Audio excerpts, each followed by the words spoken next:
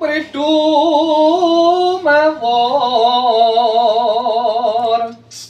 mana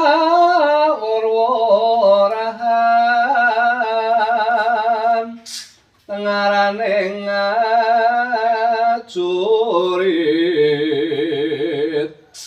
kang makara kangsa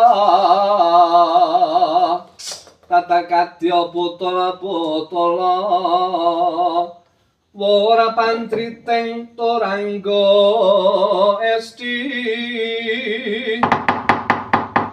ora kata ingkang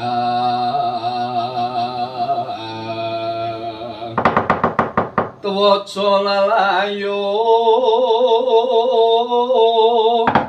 sapi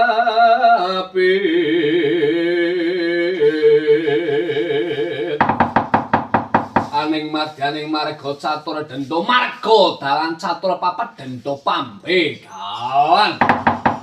nggonku bakal tumuju nyang praja Ngamarta loko paliki kepethuk ana wujuding kethek putih ngagalaning marganing marga catur denda sawa buta ngendi dangkamu sapa prace kamu babo babar ngopo edan takoni durung wangsulan palang balik pitakon Narada Lepa lumrah ketemu ning dalan kudu genti takon pinakon kowe disi sing aku mengko genti-genten Anoman aku yo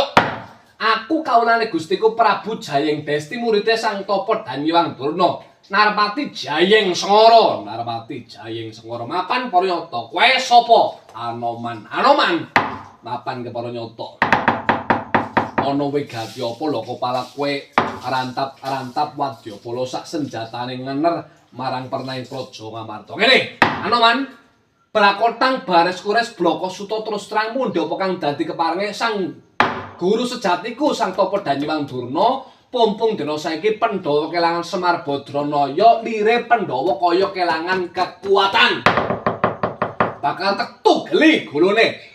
Werkudara cangking mustakane Puntadewa lan kendharat kunarepane Janaka Nekula Sedewa mikir aku ora ndene urusan karo kowe dalan rumah lumpuh kedhisikan yen pancen kowe bakal gawe cidrane